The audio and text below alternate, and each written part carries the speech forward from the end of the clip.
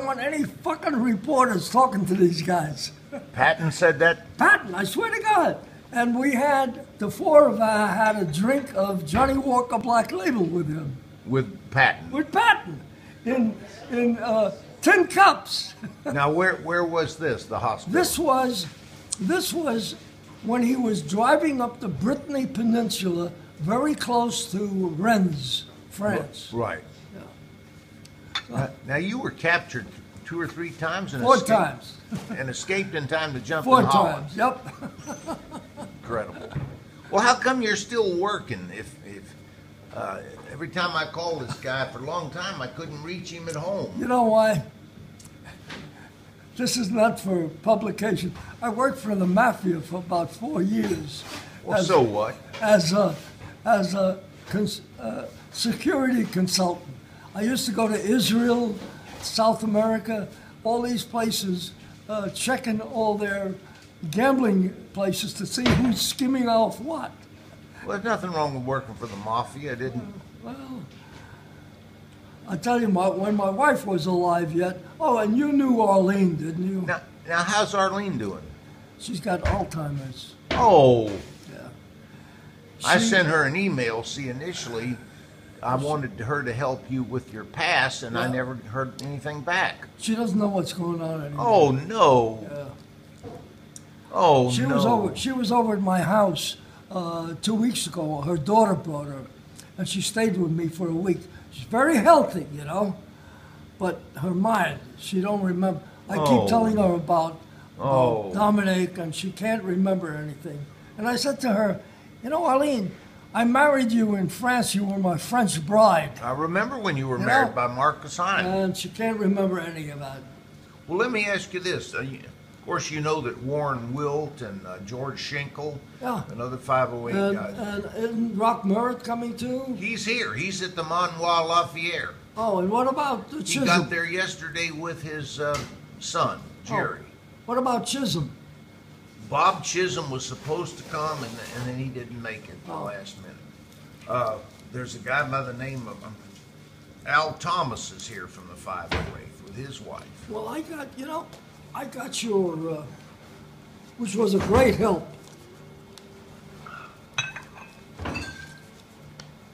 I enjoyed reading this one. I mailed him his paperwork so he could fill it out for his passes.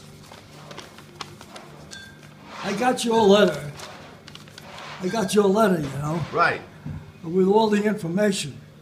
Yeah, I didn't want to see you come up 6 hours late and a quarter short without. Well, I called this guy Tim just a couple of weeks ago, and I said, "Hey, Tim." Tim Nosley, yeah. Well, I had some official in Washington D.C., the embassy in D.C., a major called me, and because I had called Tim. And he said, Jack, we have nothing to do with the passes. You have to pick them up in France. Oh, yeah. Right? So this major called me up, and he says, we've checked the embassy in France, and your pass is there. So Dominic went there yesterday, and he got 4 passes for him and his... Yeah, I've got to go pick up...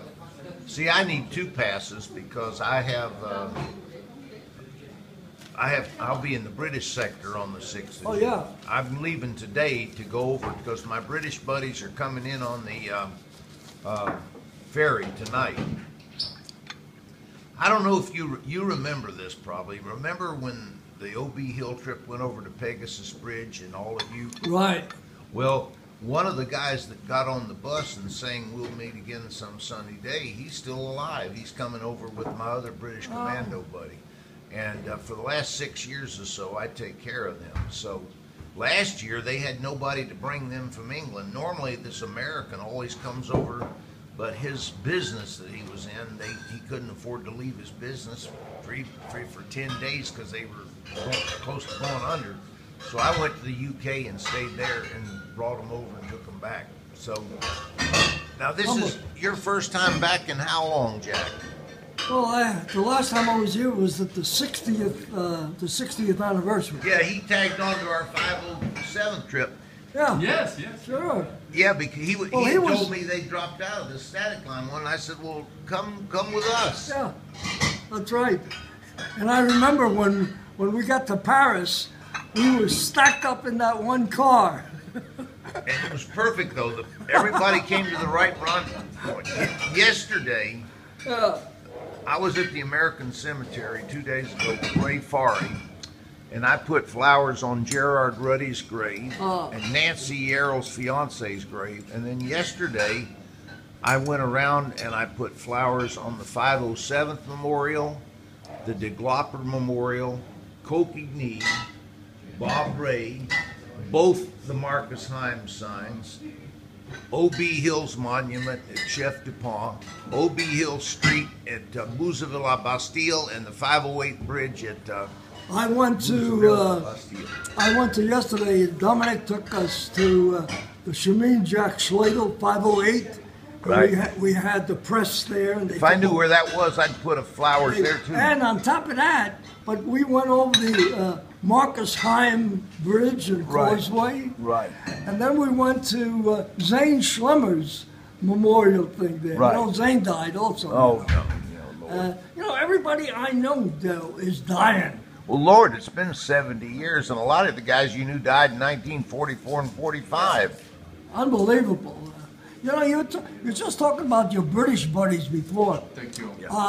Please. The best time I ever had. Please take it. The best time I ever had with Arlene was at that Peckins's Bridge. Yeah. There was a cafe we used to go in there and drink. Right. Yeah. That's what we had. I did that link up in it was in 1997 where Marcus Hyman. We had this British guy, a big, tall paratrooper. That was Lynn Corley. Yeah, we called him Happy Harry. And he got on the bus, and another guy, Freddie Walker, that's still alive, and saying, "We'll meet again some sunny day." Well, Freddie will be here.